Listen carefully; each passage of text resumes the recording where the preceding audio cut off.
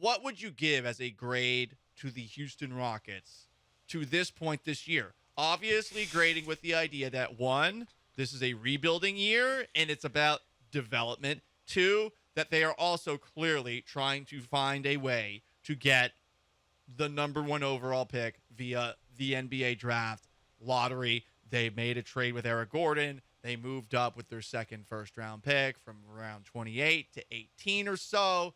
Sean, grade the season. I'm putting you on the spot. Like a C-.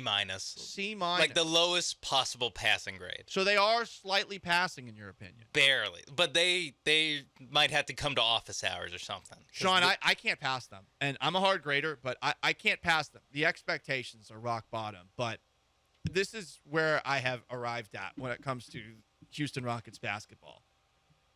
There is no point in watching them. Yeah. There is no point in watching them. Even if you're a super fan, you're not going to be seeing on a nightly basis the things that you want to see out of a young team. And I feel bad for our gal, Vanessa, who's going to swing by tomorrow. We'll see if we can get her in studio. She's at the AllStar Break right now, and I'm glad that she gets a break from covering this team. I am. I don't even check to see what happened with the Rockets, Sean, until the morning after. I am officially there. I used to have it on one of the TVs. I'd look up every now and then while I'm doing my show prep for the next day, see if there's anything interesting happening. But it's turned into, oh, how quickly will they be down 20 points? Like last night, we're at the end of the first quarter. They were down 38 to 21. So here's my new Rockets process. I wake up, I look at the box score. Rockets lost to the Thunder, 133 to 96. If it was a competitive game, I will watch the highlights. I'll check the standings to see if the Rockets are still the worst team in the NBA. Yes, they are. And by the way, the Spurs have lost 14 games in a row, and the Rockets are still the worst team in the league. It's 14-game losing streak, and the Rockets still have basically a half game on the Spurs. Now, to be fair, the Rockets did have a 13-game losing streak earlier this year. Get back on that losing horse, everybody. So the Spurs are catching up to us. Mm-hmm. Yeah. Yep. But next Spurs-Rockets game is going to be must-watch. Well, not for you. It'll be must-watch the highlights. It's pretty clear they're going to have, though, one of the three best picks. Yeah. Based off of just lottery odds, they are almost a lock to get there. I'm not mad, and I think we all have to realize that the recent stretch of rough play, much like the Rockets per Kevin Porter Jr., had a tough time playing during the holiday season. President's Day is Monday. It's NBA All-Star Week. My favorite holiday, NBA All-Star Weekend. It basically is a holiday for the NBA. They do it right. Where is it this year? Well, it's in Salt Lake City, right? Yeah. I've heard Salt Lake City actually can be fun, and it's not as bad as it's made out to be as far as partying, but I think for NBA players, they would prefer it somewhere else. Yes, but I mean, Vernon Maxwell has told us enough things about Utah to make it seem like it's not exactly the best place to go party. Maybe Park City's fun if you go skiing or something like that. But look, we got a holiday weekend upon us. I can understand why the Rockets lost 133 to 96 last night. This is the problem. As they've lost now 7 in a row, 8 in a row. Where is the development? Where is the development? One more time. You aren't seeing it. It's that simple. And then imagine reading this from Stephen Silas. And I think every single day with Stephen Silas remaining the head coach, it is a waste of your time. Because this is what he had to say about how they're using Jabari Smith with Mark J. Spears in a profile about Jabari Smith Jr. Said Silas, he is young and trying to find his way. Jabari has grit and toughness and tries defensively. And he's not given much at all. I don't run any plays for Jabari. Why?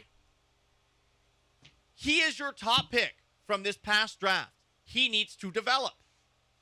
If you are gung-ho on losing as many games as you possibly can, fine.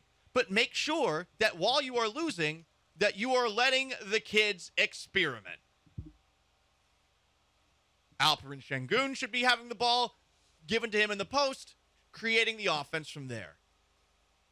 Jalen Green should be given an opportunity to potentially develop as a ball handler, bringing the ball up as a point guard, being told, hey, how about you look for the open guy? How about you try to create, not just shoot 20 shots a game and make 6 of them? These are things that should be happening, and they're not. Jabari Smith Jr. was asked about what he's hoping for in the second half of the season after last night's murder at the hands of the Thunder. Here's what he had to say. Coming back, I just feel like it's just about winning, about building momentum into next season. It's about just trying to find those things that guys have improved on throughout the season and finishing the season on a good note, because finishing like this, you're not going to go into the summer with confidence. It's just all of that is important now, and taking these few days, getting us a little break, and then coming back and try to string us some wins together to build some confidence. The key moment right there, you heard it. Finishing the season like this is not going to give you any confidence going into the offseason. And yet, every day with Stephen Silas as the head coach, you're not getting better. Stephen Silas, for his part, was asked, hey, what are the Houston Rockets capable of down the stretch? What are you going to do when we get to the other side of the All-Star break? You get a week off. I'm sure Silas needs that week. His dad did pass away this year. I want to be somewhat fair to him. That's got to be a lot to go through. It's only a month ago or so. But he hasn't done a good job as a coach, and this is what we heard from Silas. I'm going to take some time over the break and not think about it for a little while, but then I am going to take a good amount of the break and really kind of figure out what the next 20, however many games looks like. And maybe there'll be some different things, different rotations, different schemes at times. That does not inspire much confidence. All right, well, I'll think of some stuff after I take a couple of days off. And again, he's going through some stuff in his personal life. He lost his father. I do want to be fair to somebody going through something like that. We tend to dehumanize coaches and players. That sucks. I do feel for him on that front. He does seem like a nice guy at the very least.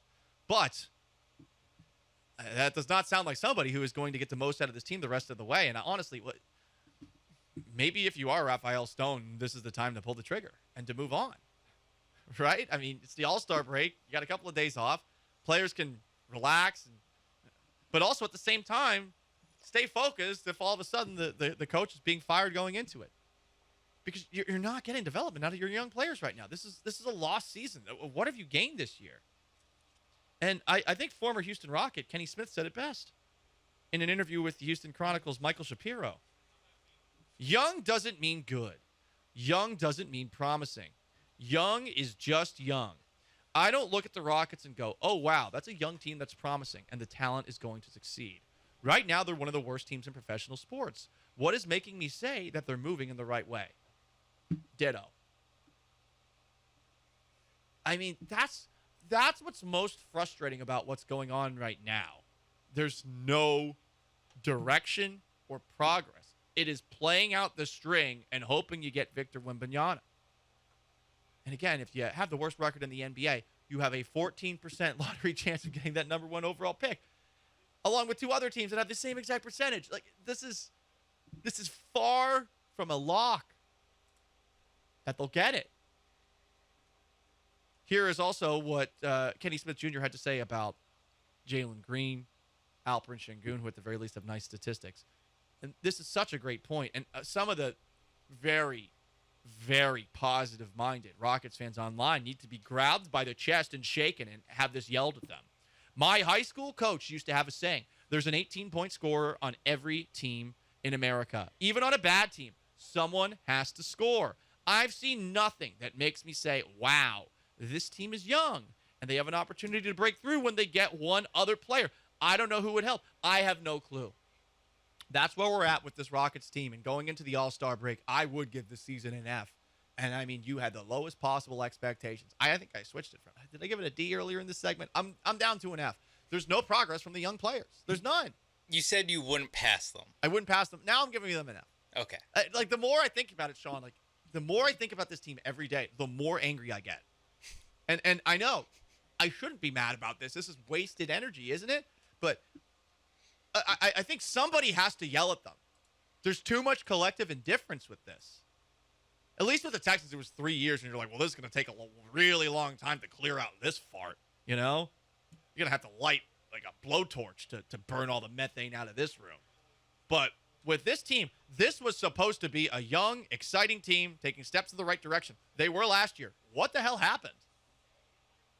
You got to move on from the coach, and you got to do something else. And also, Raphael Stone. Don't think I don't notice. I think everyone else should start noticing too. Because I'm of the belief that he's the one that's, running the show, running with all the strings in his hands.